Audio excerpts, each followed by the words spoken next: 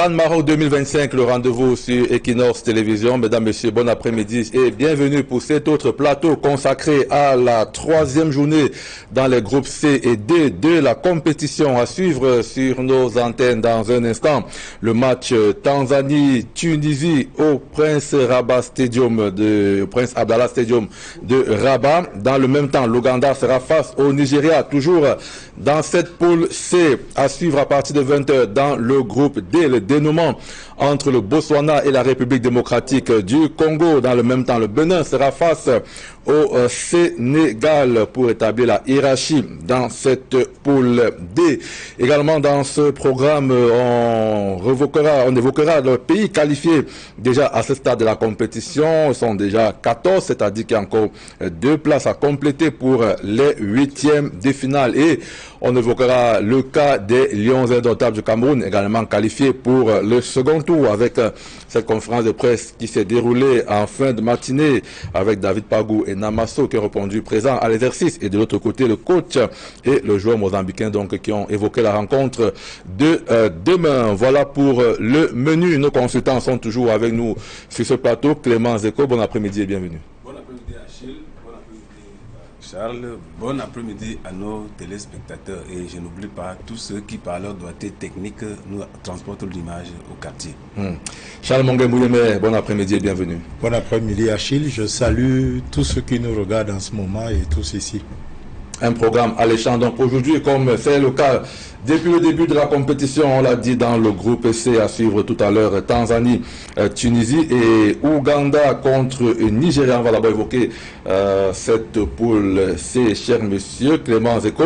On aura droit donc à cette Tanzanie, Tunisie, Ouganda, Nigeria. Une poule C assez compliquée parce que rien n'est encore joué dans cette poule-là. C'est pratiquement la dernière qui doit encore nous livrer quelques qualifiés dès ce soir. Oui, avec 2 possibilités, la Tanzanie et l'Ouganda. Si l'une des 2 nations, ou bien les 2 même à la fois, arrivaient à gagner, c'est là où les choses devraient se repréciser. Parce que bon, aujourd'hui, la Tanzanie va jouer la Tunisie.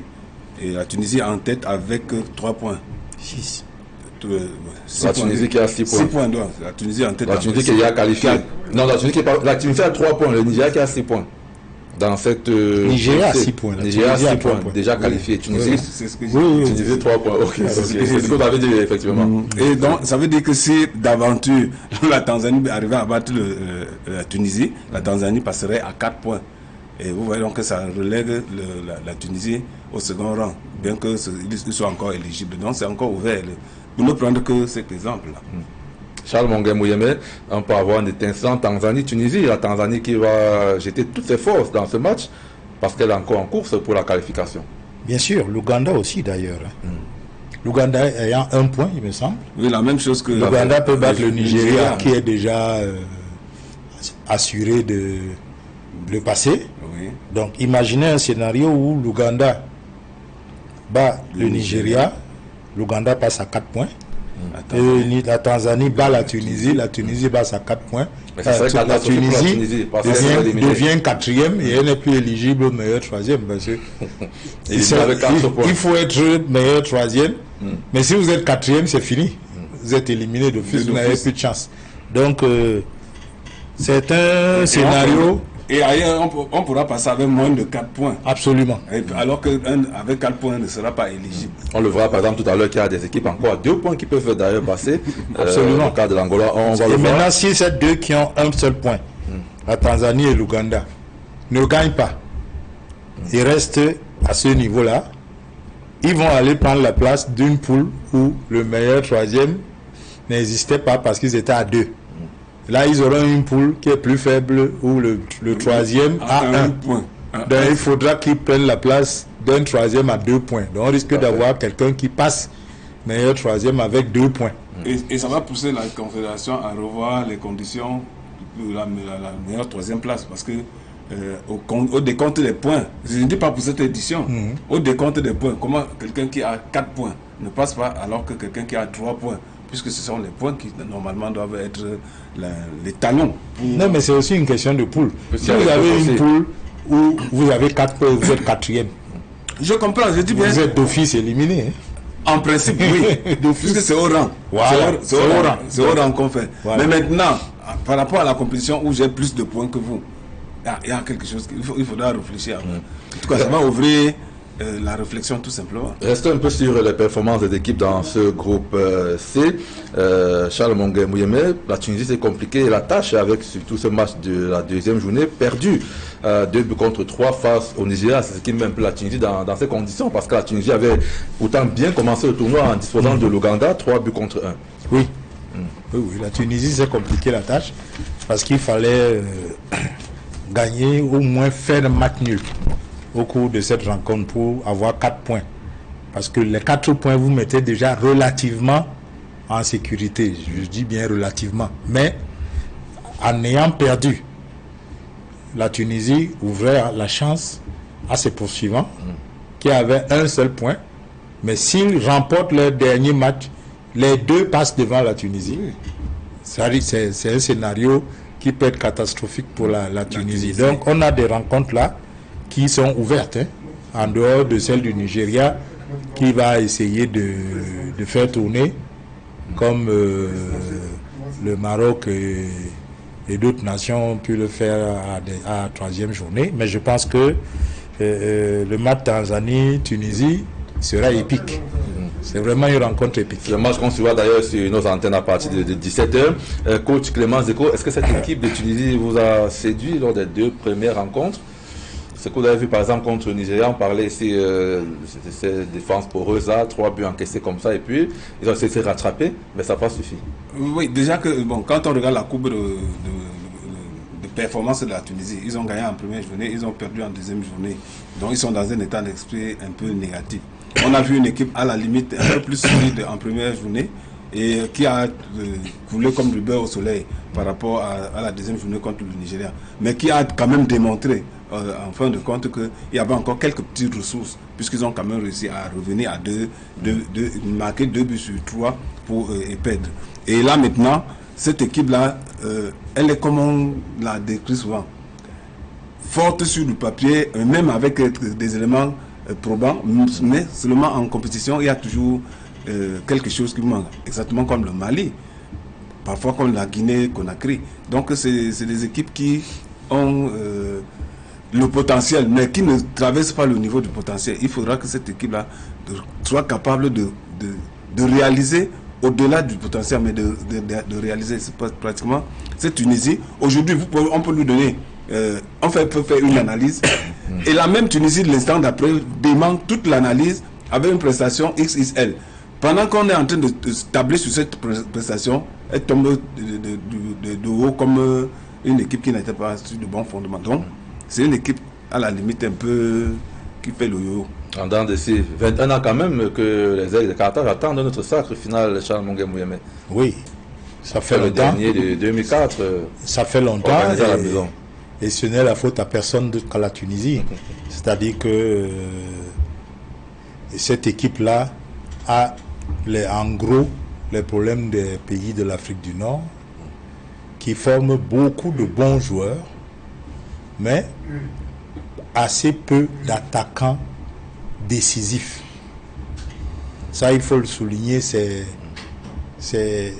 comme une sorte de petite maladie en Afrique du Nord. Hein. Les attaquants tueurs, il y en a un de temps en temps, mais c'est pas, la régularité n'y est pas. Et je pense que la Tunisie a ce problème. Et je crois qu'elle a un autre problème, c'est que sa défense, elle est assez poreuse. Je crois que le sélectionneur d'ailleurs s'en est ému, il était énervé. Il était très énervé par sa défense qui laisse passer des buts comme ça. Il a dit c'est vrai qu'il faut marquer, mais il faut aussi apprendre à ne pas encaisser des buts faciles. Donc l'un dans l'autre. Mais pourtant c'est des équipes qui ont une certaine facilité à développer le jeu, à construire le jeu.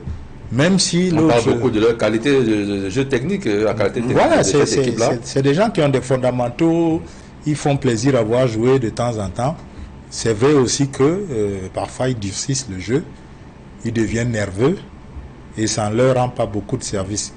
J'espère que là aujourd'hui, ils auront un état d'esprit de personnes qui veulent aller vraiment au second tour. Parce que je vous assure que la Tanzanie va venir pour leur faire un pied de nez.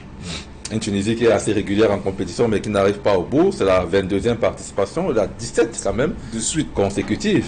Voilà, imaginez-vous 17 participations sans trophée, ça devient quand même beaucoup du côté des supporters de Tunis. Et vous parlez justement de ce football-là d'Afrique du Nord.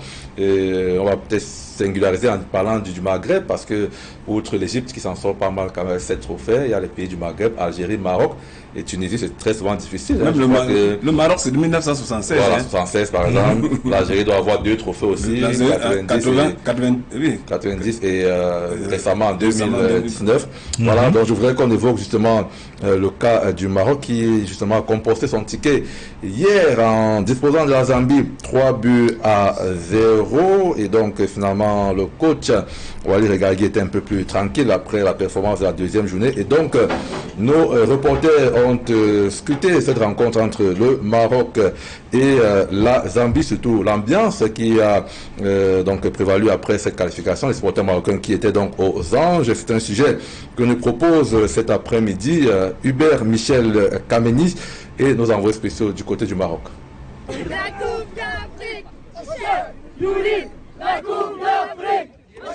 Un climat des grands soirs à Rabat, théâtre d'une compétition magistrale des Lions de l'Atlas. Portée par son public, la sélection marocaine s'est montrée intraitable face au Chipolopolo de Zambie, s'imposant avec autorité sur le score sans appel de 3-0. Pays hôte de cette Coupe d'Afrique des Nations, le Maroc valide ainsi son billet pour le tour suivant. Une qualification maîtrisée qui lui permet également de rester dans la capitale pour la suite de la compétition. Un objectif stratégique pleinement atteint par le sélectionneur national, Walid Regragui. Bon, très bon match, surtout troisième match. C'était important pour nous, très bon état d'esprit. Après le match nul du Mali, il fallait progresser plus vite que prévu et c'est ce qu'on a fait, donc on est content. La rencontre a été dominée de bout en bout par les Marocains, avec plus de 57% de possession de balles. Poussé par une ferveur populaire exceptionnelle, plus de 62 000 supporters venus des 4 coins du royaume. Les Lions de l'Atlas ont répondu présent, livrant une prestation à la hauteur des attentes. Quand on sent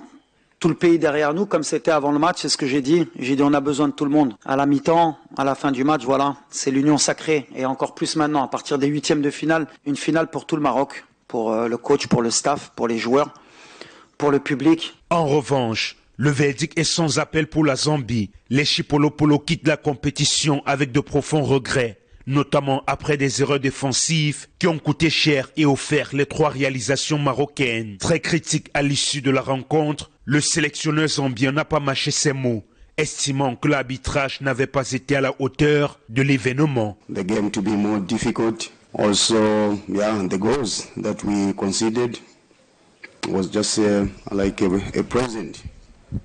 And also looking at the way the referee officiated the game, I think I must say this is not a no-go, because I'm sure everyone saw how we officiated the game.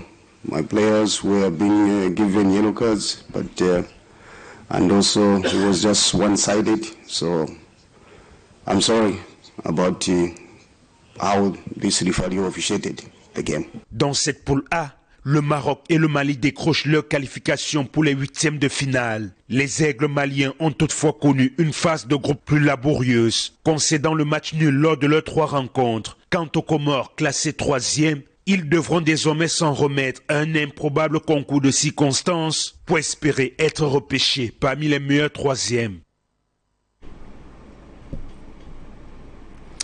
Hubert Michel Kameni, Eric Florent Ouattara, deux envoyés spéciaux du côté du Maroc qui nous proposaient cet élément sur la qualification du Maroc et le dénouement de ce groupe A. On en parlait déjà hier, cher monsieur. Donc finalement, le Maroc s'est qualifié avec 7 points, suivi du Mali qui a fait 3 matchs nuls et qui se qualifie, coach Clément Zeko. Donc, tarif minimum, un peu tranquille, 3 points. Deuxième, au ranking, il est deuxième et c'est les 2 premiers qui passent. Nous allons croire que on a fait un petit commentaire tout à l'heure sur le Mali pour dire que oui, le Mali comme la Tunisie semble au départ de chaque compétition avoir les clés pour être éligibles à la fin. Mais on se rend compte malheureusement qu'à la fin, ils sont souvent largués même en cours de route. Et c'est pratiquement le cas que nous étions en train d'évoquer. Alors justement, cette performance du Maroc hier et même du Mali, ces performances ont décanté la situation dans plusieurs groupes parce que finalement, quand on regarde Charles Mongué-Mouyemé, la Zambie avec 2 points dans cette poule A et le Comore avec 2 points, donc déjà éliminé, ça veut dire qu'il y a des équipes qui sont passées parce que je voudrais qu'on embraye sur ces équipes qui sont justement qualifiées. Il y en a déjà 14 et donc les équipes à 3 points sont d'ores et déjà sûres de passer. C'est pourquoi on a vu le Bénin qui est qualifié avec 3 points dans la poule D et le Soudan qualifié également dans le groupe E et même le Mozambique parce que beaucoup ne comprenaient pas justement comment au terme des 2 journées on a tous ces qualifiés là. Oui. Parce qu'avec les matchs d'hier, ça a quand même décanté un tout petit peu. Parce que le groupe A a 2 équipes à 2 points, la 3e et la 4e, Comores et Zambie. Et puis vous avez le groupe B qui a l'Angola et le Zimbabwe, 2 points et 1 point. Et dans ces groupes, on ne jouera plus. Donc c'est une situation définitive. Donc il se trouve que, comme on choisit les meilleurs 3e, et que vous regardez le classement, vous voyez Angola 2 points, Comores 2 points, vous vous dites si j'ai déjà 3 points, et que je suis au moins 3e, ça veut dire que c'est bon. Je suis déjà meilleur que dans ces 2 groupes. Ce qui peut m'arriver, c'est d'être 4e, de malheureux. C'est juste d'être 4e. Donc beaucoup d'équipes, sans avoir disputé la dernière rencontre, se sont retrouvés comme ça sauvés. Sauvés par... c'est d'ailleurs la formule dont parlait le coach Clément Zeko. Oui. Cette formule-là, au bout de 2 journées, on a déjà au moins 14 qualifiés. On a presque tout le monde. Dans l'édition passée, il fallait attendre pratiquement la dernière minute pour, par exemple, que la Côte d'Ivoire passe sous la performance du Maroc. Parce que c'est le Maroc qui en juin a donné la possibilité à la Côte d'Ivoire qui avait déjà fini et qui attendait pour être... Et c'était la même formule que Clément Zeko. C'était la même formule qu'il fallait qu'on change peut-être. C'est l'orientation de la compétition. Parfois aussi des suspens comme ça jusqu'à la... Oui, c'est l'orientation de la compétition. Hier, à pareille heure, on n'avait pas encore on avait peut-être les 2 premiers qualifiés. C'est-à-dire les gens de la poule A. Non, la poule B qui avait 6 points. Tous ceux qui avaient 6 points étaient déjà qualifiés. Mais aujourd'hui, avant même de lancer la compétition, il y a déjà 14 qualifiés. On le cherche plutôt. Je veux dire quoi? Il y a 14 sont déjà qualifiés. Au bout de la 2e journée. Et on va chercher encore 2 autres. Alors que tout le monde n'a pas, tout le groupe n'a pas joué. Donc, la qualité de la compétition peut orienter les sorts qui sont dévolus à chacun des compétiteurs. Mais il faut dire que le groupe C, par exemple, où avant leur 3e journée, il y a la Tanzanie et l'Ouganda qui ont un seul point, qui sont 3e et 4e. Donc s'ils en restent, qui a encore de suspense. S'ils en restent à un point, ils iront remplacer l'un des groupes A ou B où le 3e a 2 points. Voilà. Alors qu'eux, ils n'ont qu'un point. Parce qu'eux, ils n'ont qu'un seul point. Il faudra bien qu'on repêche. Et c'est pour ça que je disais tout à l'heure, à ce moment-là, on risquerait d'avoir un meilleur 3e à 2 points. Si la Tanzanie et l'Ouganda sont battus cet après-midi, ils auront à ressusciter l'un des meilleurs 3e groupe A ou B, en principe, puisqu'on n'en prend que 4. Oui. Donc, 4 meilleurs 3e. Il y a 4 sur 6. 4 sur 6. Voilà, donc, même si vous avez 2 points et que vous avez déjà 2 derrière vous, ben, vous passez. Vous êtes éligible, vous allez passer. Donc, c'est dans ce groupe-là aussi, comme j'ai dit tout à l'heure, qu'il y a encore un peu de suspense parce que le hasard du calendrier a fait que la Tanzanie qui a 1 point est opposée à la Tunisie qui en a 3 et l'Ouganda qui a 1 point est opposé au Nigeria qui en a déjà 6 et qui est tranquille. Donc un scénario où la Tanzanie et l'Ouganda gagnent est possible. Et la Tunisie a donc vraiment, on en parlait tout à l'heure, intérêt aujourd'hui à montrer autre chose. À s'imposer. À s'imposer absolument pour ne pas passer à la trappe. Vraiment, ils diront peut-être eux-mêmes bêtement d'être passés à la trappe Avec le concours de la réaction, peut-être on va regarder ces pays qui sont qualifiés. On va les scinder en deux. On va d'abord prendre les favoris. Hein, coach Clément Zeko, quand même, quand on regarde de manière globale, on aura des favoris au second tour. Hein. Donc Maroc, Mali, Égypte, Afrique du Sud, Nigeria. Bon, et puis Sénégal, RDC, Algérie, Burkina. Et puis finalement Côte d'Ivoire, Cameroun. Donc il n'y aura pas véritablement de surprise au thème de ce premier tour. À partir de l'élimination directe.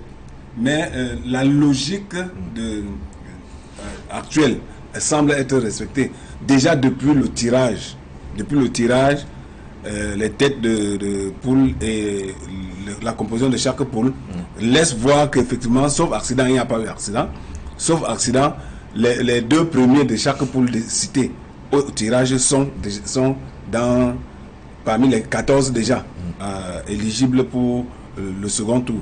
Maintenant, ils sont venus voir la journée d'aujourd'hui qui semble être très déterminante parce que on a vu et Charles l'expliquait avec la Tanzanie et l'Ouganda. Et même la Tunisie. Oui, la Tanzanie et l'Ouganda. C'est eux qui peuvent maintenant venir créer. Et à ce niveau, s'ils gagnent, ils vont décrocher. Ils vont décrocher quelqu'un qui était avec ses 4 points tranquillement et qui va être. Et ce quelqu'un qu'on doit décrocher, c'est dans leur propre poule. C'est-à-dire la Tunisie. On va donc décrocher la Tunisie parce que les deux passeront devant la Tunisie. La Tunisie va se voir à la 3e place avec 4 points. Donc vous comprenez que le match d'aujourd'hui là sont. Non, si la Tunisie perd, elle sera à la 3e place avec 3 points. Elle ne va pas bouger. Oui. La Tunisie peut perdre, se qualifier aussi si l'Ouganda ne gagne pas. Si le Nigeria gagne l'Ouganda par exemple, voilà. Ils ne peuvent pas passer en meilleur. Heureusement tout à l'heure c'était que l'Ouganda et la Tanzanie gagnent. Voilà. Si les deux gagnent à la fois, ils auront 4 points. Là, la Tunisie serait éliminée. La Tunisie serait éliminée. La Tunisie serait 4e. C'est pour ça qu'on disait, comme vous parliez de surprise, et la surprise risque de venir de la Tunisie. Parce que partout ailleurs, c'est déjà tranquille. Il n'y aura pas de surprise qu'un des favoris. Si les deux, si gagnent, Tanzanie, Ouganda gagnent aujourd'hui, la Tunisie rentre à la maison. Alors, outre donc ces gros entre guillemets qui sont passés, bon, il y a quand même quelques petits pousseurs, comme on les appelle souvent, mais qui ont présenté de bons arguments lors des deux premières journées. Le Bénin qui est qualifié dans le groupe D avec 3 points déjà en attendant le dernier match, et le Soudan également 3 points dans le groupe E. On a également le Mozambique. Charles Mongamé, 3 points qui est également qualifié dans le groupe F. Dans le groupe du Cameroun. Oui. Nous allons aligner 3 en 8e de finale. Oui. Notre poule, je vais dire. Notre poule va avoir 3 points. Bon, de toute façon. Que dire de ces nations-là qui arrivent quand même à se qualifier comme ça? Je pense que. Soudan, Bénin, Mozambique. Je pense que ce règlement-là, a priori, favorise les équipes qui sont médianes. Médianes. Est-ce que c'était aussi l'idée de la CAF à l'époque de faire passer la compétition de 16 à 24 aussi pour permettre à ces nations-là d'émerger? Oui. Quand vous passez de 16 à 24, à 16 on ne repêche personne. Parce que c'était les deux premiers qui se qualifient. Ils se qualifient directement. Maintenant, quand on passe à 24, il faut reconstituer 16. Et pour reconstituer 16, il faut ajouter 4 à 12 pour faire 16. Or, comme il y a 12, comme il y a 6 poules de 2 qui passent, ça fait les 12. Maintenant, on prend 4 meilleurs troisième pour faire 16. C'est à ce niveau-là que le repêchage intervient. Parce qu'il faut on joue les 8e de finale à la CAN désormais. Parce le jour où on passera à 32, on n'aura plus besoin de repêchage. On jouera à CAN à 32. Ça va. C'est possible parce que en fait l'idée derrière, c'était que la CAF a 54 fédérations et qu'on ne mette que 16, c'était jugé assez élitiste. Et il y a des nations qui ne risquaient pas d'arriver un jour à la CAN. Donc on a ouvert en augmentant le nombre de qualifiés. On le fait d'ailleurs chez les femmes aussi. Vous voyez bien que chez les femmes également, on augmente le nombre d'équipes. Le Cameroun s'est d'ailleurs qualifié cette année en bénéficiant de l'augmentation des places.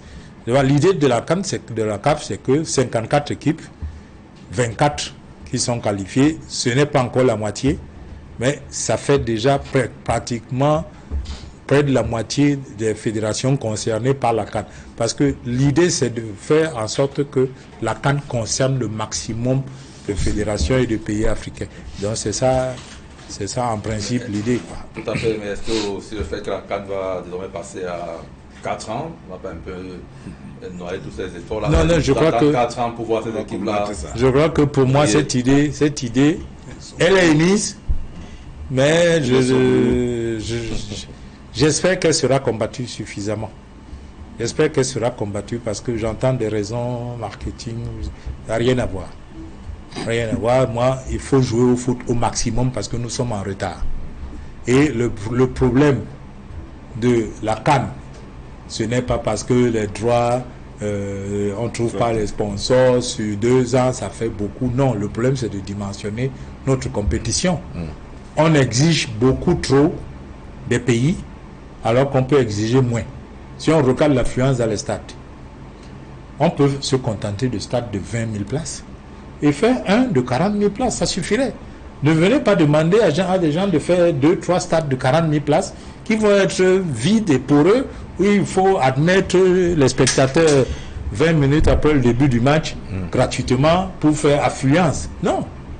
Redimensionnons nos choses. L'aire de jeu, c'est important. Tout le tissu hôtelier et tout ce qu'il faut. Je crois que on est en train de mettre là-bas des conditions très élevées, ce qui donne des arguments à ceux qui pensent que ça va être les mêmes pays qui risquent d'organiser la CAN. Non. Redimensionnons nos choses. La CAN, ce n'est pas la Coupe du Monde. L'Afrique, ce n'est pas ailleurs. Nous devons jouer plus que les autres pour pouvoir les rattraper. Et vous savez que nous, parfois, certains de nos bons talents commencent un peu tard. Et ça s'éteint très vite. Voilà. Donc, si vous commencez à mettre... on n'aurait jamais les records de Rigobert Song et tout ça, de participation au CAN, si c'est tous les 4 ans. Ça va être difficile. Donc, moi, j'espère que tous ceux qu'on appelle légendes, ils vont se prononcer en toute sincérité. Mais est-ce que c'est surtout les légendes ou les présidents des fédérations? Non, c'est les légendes qui font pression. Moi, les légendes, c'est un groupe de pression. Dans ce genre de décision, les groupes de pression sont très importants. Parce que les fédérations ont un certain type de relation avec la confédération qui parfois les bride. C'est-à-dire, vous ne pouvez pas... Je vous avais dit ici sur ce plateau que je ne suis pas souvent d'accord que le président de la FIFA assiste à toutes nos réunions stratégiques. Parce que, imaginez un président de fédération qui aurait des méchancetés, entre guillemets, à dire envers la FIFA. La présidence d'Infantino va il ne pourra pas en parler. Il ne pourra pas en parler parce que M. Infantino est assis là. Alors que si on était entre nous, il aurait dit à M. Mosepe que bon, vraiment, la FIFA veut nous imposer ceci, pourquoi tu veux accepter ça et tout. Donc je crois qu'il faut qu'on se parle entre nous. Les légendes, je dis légendes comme joueurs, les légendes de la presse, si on peut les appeler ainsi aussi, c'est des groupes de pression qui peuvent infléchir cette décision, parce que ce n'est pas la première fois qu'elle est prise. Qu'elle est supposée, qu'elle est proposée. Envisagée. À l'époque, ça arrivait encore au Maroc. Voilà. Parce qu'à l'époque de Issa Hayatou aussi, ça avait été mis. Ça avait déjà été. Lui-même, le président avait dit qu'il ne pourrait pas passer la compétition à 4 ans. On vous écoute rapidement cette parenthèse et puis on va revenir sur le terrain. Coach Clément Zeko, comment vous avez accueilli justement cette nouvelle de faire jouer la Coupe d'Afrique tous les 4 ans désormais? Non, je ne suis pas accueilli favorablement. Moi, je ne peux pas accueillir favorablement parce que, première des choses, le talent africain est bref, il est très bref, surtout le talent de très haut niveau. Prenons par exemple l'exemple. Voilà la Côte d'Ivoire qui a remporté la dernière CAN avec Adengra. Et pour aller à cette coupe, on n'a pas amené Adengra, sous le prétexte que ses performances ont baissé et qu'il n'avait pas beaucoup de temps encore. Ça ne fait que 2 ans. Donc, et les cas comme Adengra, il y en a suffisamment. Il y a même des pays qui ne se qualifient pas du tout. C'est-à-dire qu'ils étaient là, ils ne sont plus là. Maintenant, s'il faut attendre 4 ans, c'est très long. C'est très long et c'est pas c'est pas notre avantage. Par contre, eux, ils créent des compétitions tous les jours et chaque fois qu'ils ont créé une compétition, ils déplacent notre calendrier. Aujourd'hui, la CAF et la CAN font le yo-yo. On ne sait pas. Un temps c'est en saison de pluie, un temps c'est en saison sèche, un temps c'est en décembre, un temps c'est en février. Est-ce qu'on peut bouger d'un seul iota l'euro? Est-ce qu'on peut bouger d'un seul iota? Quel sera l'argument qu'on pourra avancer pour prétexter déplacer l'euro? L'idée même ne traverse pas la tête de ceux qui pensent. Mais chaque fois qu'il s'agit de l'Afrique et de la Confédération africaine de football, ok, on propose jouer en janvier, jouer en février, non, jouons plutôt en décembre. Moi, je ne peux pas accorder. Et puis, il y a des gens, pour dire un dernier mot, qui estiment que tous les 2 ans, l'intérêt de la compétition baisse. Alors nous regardons la Champions League chaque année. L'intérêt a baissé. Quand vous avez Real contre Paris Saint-Germain ou je ne sais pas quoi, chaque année, l'intérêt a baissé quand? C'est chaque année la Champions League. Donc moi, c'est pas... L'intérêt ne baisse pas non plus avec la Coupe du Monde qui s'organise tous les 4 ans, Charles, on peut aussi le dire. Oui, mais moi je dis que le problème avec l'Afrique, c'est que nous devons jouer plus que les autres. C'est ça, moi je l'ai toujours pensé. C'est-à-dire quelqu'un dans une discipline, il est plus avancé que vous. Vous devez jouer plus que cette personne-là pour envisager seulement de la rattraper. C'est pareil en musique. Si je suis meilleur guitariste que vous, et que moi qui suis meilleur, je joue tous les jours, vous jouez une fois par semaine, vous n'allez jamais me rattraper. C'est ça le vrai problème. Hein? Regardez nos fédérations, regardez nos championnats. On ne peut pas nous priver de la CAN.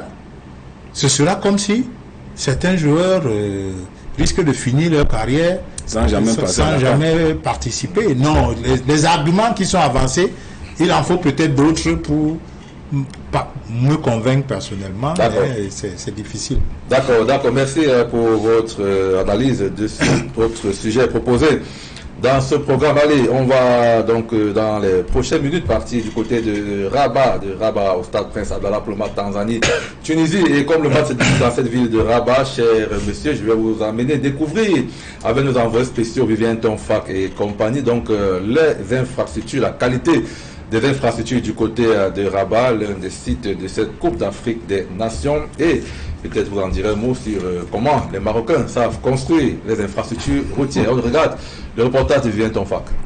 La capitale du Maroc se démarque par un réseau routier dont la qualité saute aux yeux. Les routes et les autoroutes sont aussi larges qu'au moins 3 véhicules peuvent circuler simultanément dans le même sens, comme ici à l'avenue Mohamed VI, ou encore sur cette autoroute qui mène au complexe sportif Moulay Abdellah. Les trottoirs, quant à eux, sont bien démarqués de la chaussée, soit par des espaces verts, soit par des garde-fous. Des jeunes patineurs peuvent alors aisément s'y mouvoir entre les piétons, sans prendre le risque de se faire percuter par un véhicule. L'adressage des routes et des rues est une réalité qui facilite les déplacements aux étrangers et autres touristes. Pas d'occupation anarchique des trottoirs. Les lieux de commerce et autres édifices sont à très bonne distance de la route. Sur les espaces vides sont aménagés des jardins publics ou botaniques.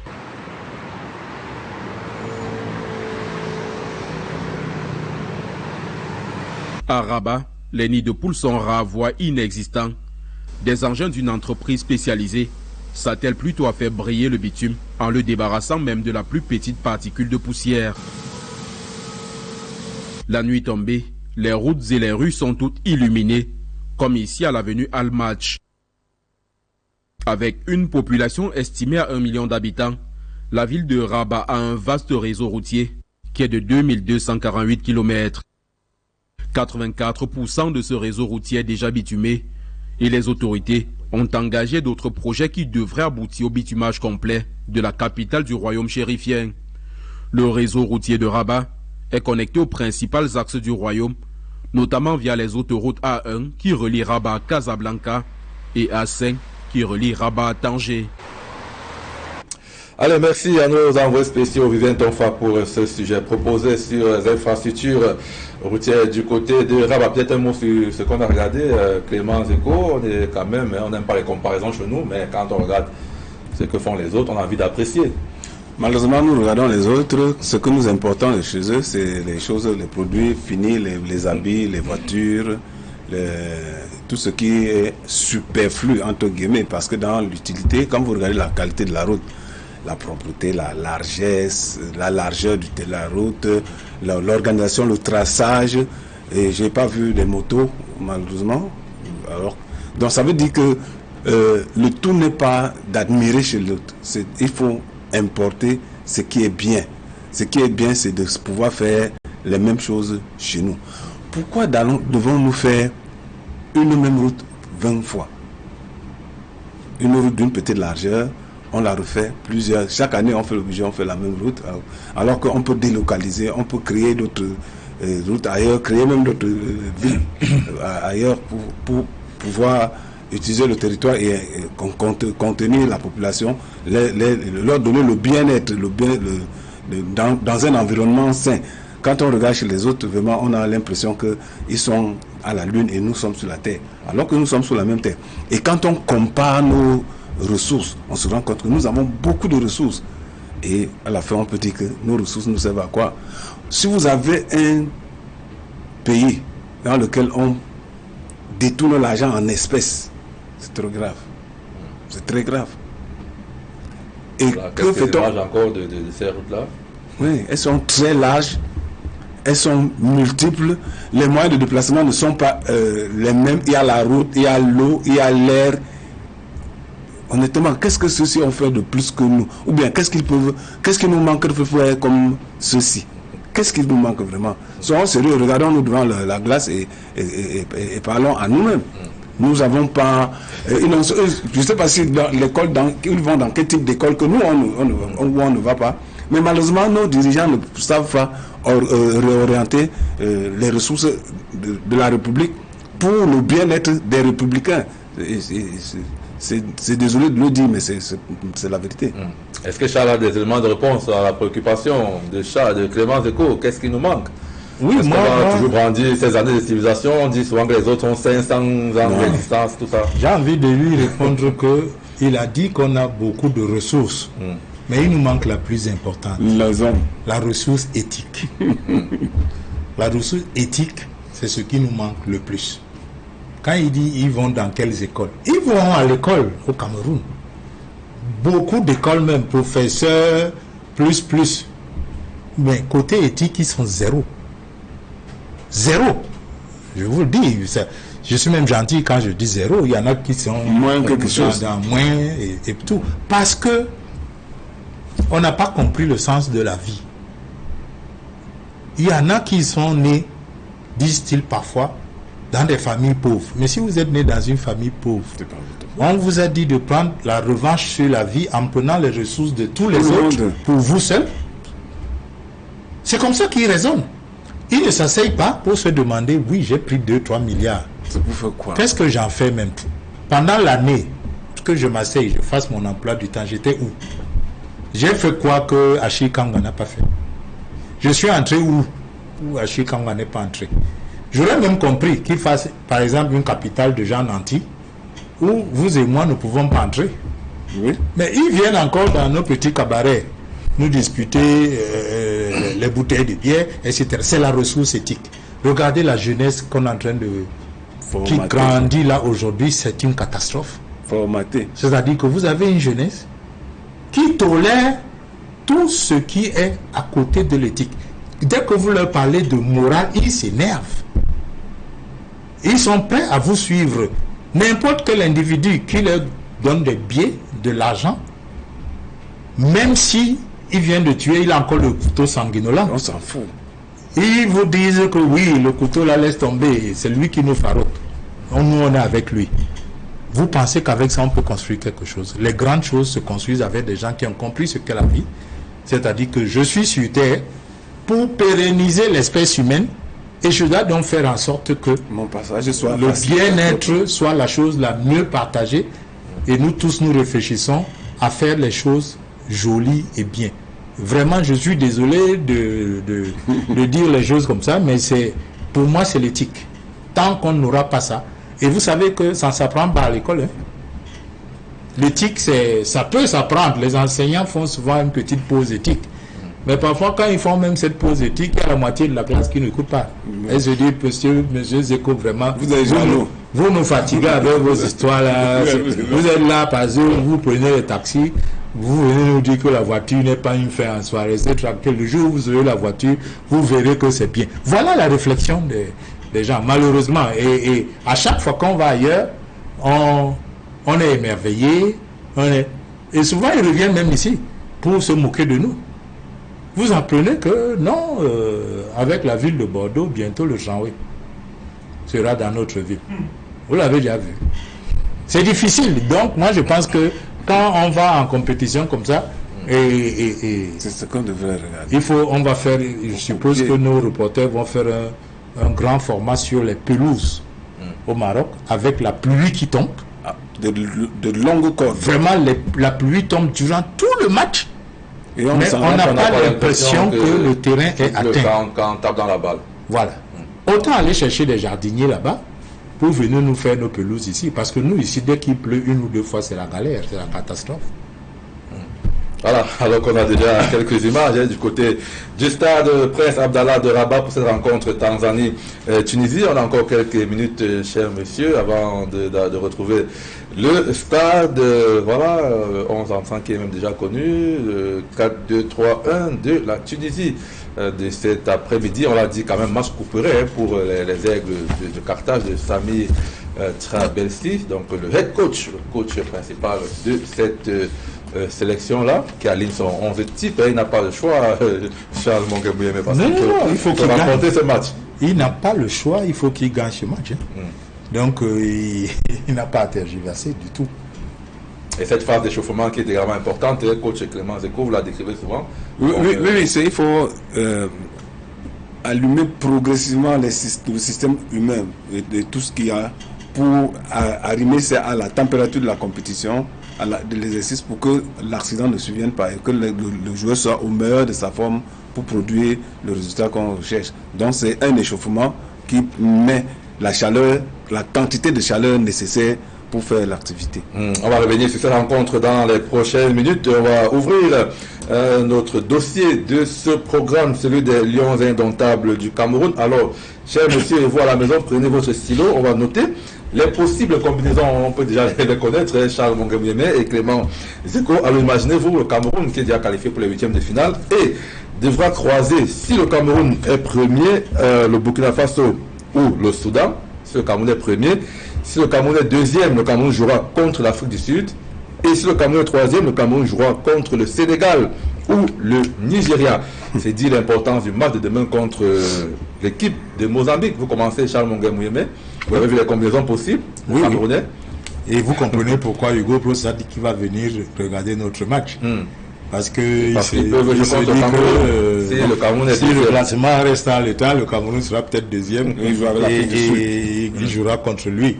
Non, je pense que il vaut mieux, pour ne pas se donner beaucoup de difficultés dès le huitième de finale, d'être premier que troisième. Parce que ça complique les choses, parce qu'on pensait justement qu'après la qualification, on pouvait peut-être tourner, se permettre de faire peut-être mal nul, bien. Et même peut-être parce qu'on est qualifié, mais là ça change les choses parce que les adversaires sont coriaces. Ils sont coriaces. Maintenant, oui, c'est-à-dire que il faut pas qu'on soit troisième, parce qu'on va tomber sur des morceaux durs. Le Sénégal, le Nigeria, on a un mauvais souvenir de la Côte d'Ivoire avec le Nigeria, qui nous ont mis out. Et à la limite, l'Afrique du Sud, on peut se dire, on peut rester deuxième, mais vraiment surtout ne pas tomber troisième. Maintenant, premier, je sais que ça va être un peu difficile. Burkina et Soudan aussi, si on est premier, c'est pas mauvais, sans insulter ces équipes, mais on regarde quand même les calibres et la régularité à cette compétition au sommet. Je pense que le meilleur choix pour nous, ce serait d'être premier. Coach Clément Zeko. Oui, je prends l'angle avec Charles. Sans toutefois choisir. Quand on est dans une compétition, il faut être capable de battre tous ceux qui sont à la compétition. Mais maintenant, on peut se donner la possibilité de... C'est pourquoi je demandais, par exemple, ça changerait quoi d'éviter le Nigeria ou le Sénégal en 8e et d'aller tomber sur un demi et de perdre? Est-ce que ça changerait quelque chose? Non, ça changerait pas que... Ça changerait quelque chose. Ça changerait quelque chose parce que le confort, le confort personnel. Si on sort dès le premier tour, deuxième tour là, vous pouvez imaginer je veux dire quoi, la tension entre guillemets qui va exister. Alors que si on sort le plus loin possible devant les adversaires qui sont importants et supérieurs à nous, entre guillemets, on va comprendre que maintenant quand même il n'y a pas. Mais si tu sors contre un moins fort que toi, il y a même les questions de ranking aussi. C'est-à-dire que ça compte de plus en plus. Donc si on se fait éliminer par un club beaucoup moins bien classé que nous, vous voyez comment un petit effet de la compétition peut chambouler toute l'organisation d'une compétition. C'est la poule C. Et nous parlions de tout à l'heure de Tanzanie et de l'Ouganda. Et hier, avec ce qui est survenu dans la poule A, on a déjà 14 qualifiés. Et ça fait que les combinaisons sortent progressivement. Et maintenant, à partir des combinaisons, on peut faire maintenant le compte à rebours pour dire, ok, comme nous venons de faire pour le cas du Cameroun, si le Cameroun est premier, qu'est-ce qui est plus facile pour le Cameroun, d'être premier ou de se préparer pour battre le premier du groupe entre le Sénégal ou bien le Nigeria, ou bien se préparer soi-même à rester premier, c'est-à-dire à battre la Mozambique à plate couture pour garder la première, pour accéder à la première place. Vous voyez que les calculs apparaissent simplement parce que les faits de la compétition ont apporté toutes ces ouvertures. Et l'autre question aussi, c'est que justement dans cette configuration-là, parfois, est-ce qu'il y a des équipes qui peuvent vouloir perdre ou faire match nul pour garder peut-être soit une place, une deuxième place pour ne pas affronter, telles selon les combinaisons? Parce que si le Cameroun était premier et qu'il devait rencontrer peut-être le Sénégal ou le Nigeria, est-ce qu'il aurait voulu être deuxième et rencontrer ça arrive. Ça arrive souvent. Ça arrive souvent, c'est même arrivé en Coupe du Monde aussi. Donc, le règlement l'interdit. D'abord. Le fair play l'interdit, vous ne devez pas lever le pied, quel que soit l'adversaire. Oui. Ici même, on tolère un peu plus parce que dans des championnats locaux ou bien d'un certain... On espionne. On connaît votre équipe type. On espionne. Et si vous arrivez à un match important avec une équipe de type C, où vous avez mis tous vos titulaires au repos, la fédération risque de vous interpeller. Pour vous dire que là, vous avez mis des enfants qui vont peut-être pas lever le pied, mais ils n'ont pas le même niveau que l'adversaire. Hein. Donc vous êtes en train de vouloir favoriser tel ou tel autre. Non, je pense que ce qui est intéressant ici, c'est que bien que on sache qui est quasiment éliminé, il reste un enjeu. L'enjeu, c'est celui de savoir contre qui on va jouer. Mais maintenant, ça ne doit endormir personne. Parce que vous pouvez tomber sur une équipe que vous estimez plus abordable et elle change de visage complètement. Et là, vous savez bien que c'est des matchs de coupe. Hein. La coupe n'est jamais comme le championnat.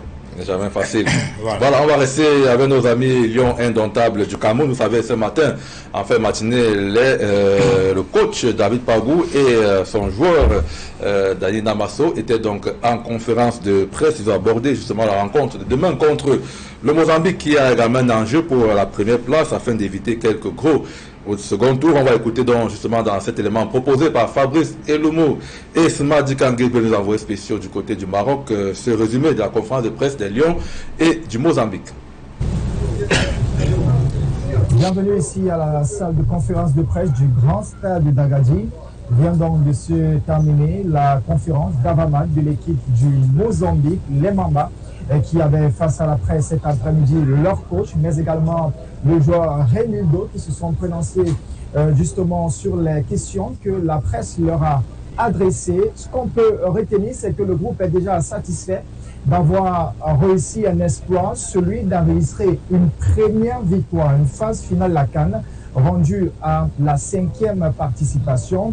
On a vu le coach parler de cet exploit personnel qui pouvait être une grosse satisfaction, lui qui était déjà capitaine de cette équipe du Mozambique, Madika. Yes, Coach Chikinio Konde, who was once a captain of the Mambas of Mozambique, was actually delighted for the fact that throughout his playing period, they could not harvest any victory in the course of 16 matches played in the African Cup of Nations. So the win over Gabon is definitely going to give them the morals to confront Cameroon tomorrow, and to know that ahead of the game of tomorrow, some of the information they gave to us is that there are 4 players who are already having yellow cards, and since they are afraid that they shouldn't have a second yellow card, that will automatically move them out of the quarterfinals or the knockout phase. Those 4 players might be rested in the course of the match of against Cameroon. That will be tomorrow, and it should be noted that the match Cameroon versus Mozambique is more of positioning, because Group F already has 3 teams that have already qualified. Amongst them, we have Cameroon, we have Cote d'Ivoire, and of course Mozambique. But just to know that the positioning will be who is going to top Group F of Cameroon. That is the game plan, or that is the play that will be coming up tomorrow. To note, Cameroon will want to be on spot number 1, and should that happen, they will be moving back to Marrakech, where they played against Cote d'Ivoire. Cote d'Ivoire, on their own part, they want to take on the spot number 1 to remain in Marrakech. Remember, that was the hope and the wish of Coach Ernest Faye, for them to stay in Marrakech, which for him is a lucky ground. Oui, c'est une équipe des Mamba plus que jamais motivée après ce premier espoir qui était de remporter justement une rencontre en phase finale de Coupe d'Afrique des Nations. Il y a un autre enjeu qui pointe désormais à l'horizon, c'est celui de passer pour la première fois la phase de poule de la CAN, et l'équipe entend bien le faire demain face aux Lions indomptables du Cameroun. C'est un match donc important, d'abord pour les Lions indomptables qui visent la première place du groupe F, mais également pour les Mamba qui eux veulent justement passer pour la première fois la phase finale de la Coupe d'Afrique des Nations, après justement ce succès que l'on a vu face au Panthère du Gabon. And to know that before the Mozambican side came for the press conference, we also had Cameroon. Coach David Pago was here with Dani Namaso, and one of the information that they gave that is clear is the fact that Junior Chamade, who scored in the game against Cote d'Ivoire, will be out against Mozambique. Reasons: he already had 2 yellow cards, which implies he cannot play the match of tomorrow. He will be prepared for the round or the knockout phase of the competition. But apart from that, no information concerning injuries. The team is still mobilized, and the team is still determined to continue giving the results as they come back to Agadir. Agadir, should be recalled, was the ground where the Indomitable Lions had a lucky 1-0 win over the Panthers of Gabon. Who knows, it might still be another lucky day for Cameroon, but in front of them, they have a fearful or a fearless Mozambican side that is set to continue to create history in the Mozambican football. Juste après, vous faites bien de le rappeler, juste après justement le Mozambique, c'était le Cameroun qui était face à la presse. David Pago et Dani Namaso ont répondu aux questions des journalistes. Le groupe est dans sa bulle, loin des calculs.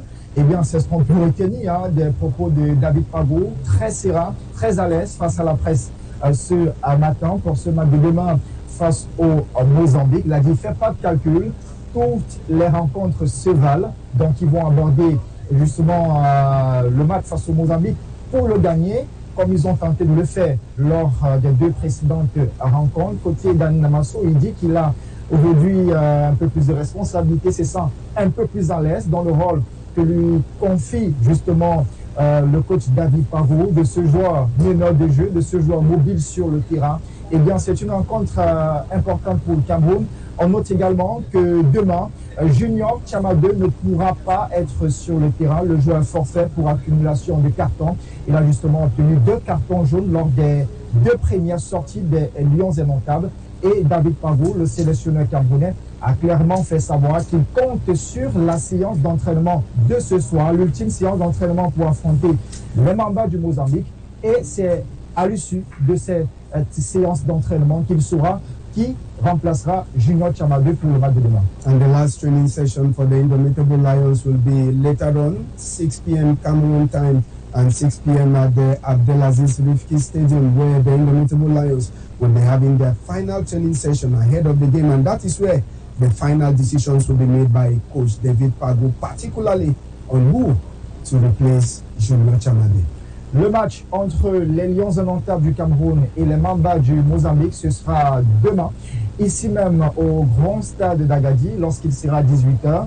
Et dans le même temps, du côté de Marrakech, les éléphants de Côte d'Ivoire seront également face aux Panthères du Gabon. That is it, and it will be all of the matches will be played simultaneously. Don't forget, it is the final group stage, so simultaneously the two matches will be played, and simultaneously we shall have the results. That is it from this end at the conference room of the Grand Stadium of Agadir here in Morocco. As of course, Fabrice Elumu and I, as Smart Njuken Gabriel. We are not forgetting Zephyrin Gondi, who is the man behind the camera. We also have the technical assistance, or maybe moral assistance from Nana Paul Sabin, who is watching closely what we are doing. We are not forgetting you guys who are there in Douala, Malis, and also Jonathan, who are doing a great work. We thank you. Do have another nice time with us at 6 p.m. when we shall be at the Abdelaziz Rifki Stadium in Anza. Thank you very much, Madi Kangebel. Merci à Fabrice Eloumou et les équipes qui vous ont accompagné au courant de cette conférence de presse donnée par David Pagou et le joueur Namasso et les acteurs du côté du Mozambique. Match donc demain, Mozambique-Cameroun à Agadir et Gabon-Côte d'Ivoire du côté de Marrakech pour déterminer les premiers, deuxièmes et même troisièmes de cette poule F de la CAN Maroc 2025. Allez, cher monsieur, vous avez entendu nos envois spéciaux. Bon, le coach est confiant, les joueurs sont confiants, il ne faut pas changer la formule qui gagne. Il faut terminer en beauté demain contre Mozambique. Oui, il faut entretenir la flamme. Il y a une flamme qu'on est en train d'allumer et qui est malheureusement exposée au vent. Et si on n'y prend pas précaution, le vent peut éteindre. Pour ne pas éteindre le vent, il faut suffisamment couvrir. Et je crois que le langage et le discours qu'on tient vont dans ce sens-là pour déjà féliciter ce qui est fait, susciter ce qui est fait, galvaniser pour que cela soit fait. Donc c'est de bon ton pour lorsqu'on est en pleine compétition, même s'il y a des choses qu'on doit de négatif, qu'on peut dire, on va soit ne pas dire, mais si on est obligé de le dire, on doit un peu édulcorer pour que ça ne porte pas atteinte au moral de la troupe. Donc c'est de bon ton pour moi. Charles Mongamé, vous savez, j'aime bien le terrain, mais j'aime aussi souvent le côté psychologique là, du groupe, comment le groupe vit. Je lis beaucoup sur les réseaux sociaux, on apprécie David Pagou, ses conférences de presse, ça parle football. On a l'impression qu'avant c'est pas le cas, sinon c'est que les gens se disent comment trouver quand même le coach en conférence de presse. Beaucoup, même les journalistes apprécient David Pagou en conférence de presse. Oui, les choix, les tactiques, tout ça. Ce que certains oublient, qui apprécient, c'est que le coach qui vient en conférence de presse répond uniquement aux questions qu'on lui pose. Maintenant, allez voir le type de questions qu'on posait à Marc Brice. Si vous lui demandez tous les jours quand est-ce qu'il compte démissionner, vous pensez bien qu'il ne pourra pas vous parler du jeu. Mais bon, on peut donner un bon point au sélectionneur Pagou, parce qu'il aurait pu venir avec un ton un peu martial, ayant été soutenu par la fédération, venir là en se disant je suis en terrain conquis et avoir un teint un peu hautain. Je trouve qu'il est calme, il communique bien, il ne va ni dans un sens ni dans l'autre pour ne pas blesser. Et ça, pour moi, c'est une bonne attitude de sa part en matière de communication stricto sensu. Il est sorti des querelles, MINSEP, etc. Il ne fait pas allusion à cela. Et comme ceux qui poussaient Brice à dire un certain nombre de choses sont dans la connivence, il lui pose aussi des questions qui lui permettent de ne pas réveiller les vieux démons et de parler du jeu. C'est une bonne chose s'ils ont constaté que parler du jeu est important quand on a un sélectionneur en face, plutôt que de lui parler tous les jours de propos qu'il aurait tenus contre X ou Y. C'est déjà quelque chose de bien. Maintenant, il y a une limite aussi chez beaucoup de vos confrères, c'est que ils ne savent plus faire la limite entre le journalisme et la communication. Beaucoup font de la communication. Namasso fait un match, analysez le match de Namasso. Ne l'analysez pas en disant l'autre ne le faisait pas jouer. Vous n'êtes plus dans le journalisme. Parce que lui-même leur a répondu. Oui, mais lui-même leur a répondu qu'il y avait un temps d'adaptation. Parce que non, je dis ça parce que j'ai lu des gens qui donnaient l'impression qu'on refusait le temps de jeu à Namasso. Volontairement, parce que je ne sais pas. Qu'un sélectionneur, il nous dit tout le temps qu'un sélectionneur veut gagner un match. Il a un bon joueur à côté. Il ne le met pas comme ça parce qu'il n'aime pas son visage et il préfère ne pas gagner le match. Non, je crois qu'il faut faire la limite entre la communication et le journalisme. Quand il s'agit d'analyser les rencontres, qu'on les analyse et qu'on évite les excès de vitesse. Parce que certains sont en excès de vitesse juste parce qu'ils veulent se donner raison par rapport au limogeage du précédent sélectionneur. Faisons attention. Nous sommes là pour analyser, pas pour nos états d'âme. Donc, s'il y a des choses qui vont bien et d'autres moins bien, il faut qu'on les apprécie. On a dit ici l'autre jour que chez Malone a eu des difficultés. Le ton aussi est important. Nous en parlons ici qu'il a eu des problèmes. Nous ne l'insultons pas. Nous ne l'invectivons pas parce qu'il est en guerre. Vous ne pouvez pas avoir un soldat en guerre et tous les jours vous lui dites qu'il a les pieds nickelés, il est tel ou tel. Vous devez le soutenir pendant qu'il est en guerre. Quand la guerre sera finie, vous pourrez faire un état des lieux. Et même là, moi je ne suis jamais d'accord qu'on invective, qu'on insulte les joueurs en activité. Vous comprenez? Et c'est ça que tout le monde doit faire. Au nom de personne, on n'a pas à insulter et à dénigrer les joueurs. D'accord. Ouais. Merci Charles Mongambouyame, merci coach Clément Zeko. On reste ensemble, on va vivre la rencontre Tanzanie-Tunisie, un match crucial pour les Aigles de Carthage. Et puis on va se retrouver juste à la pause.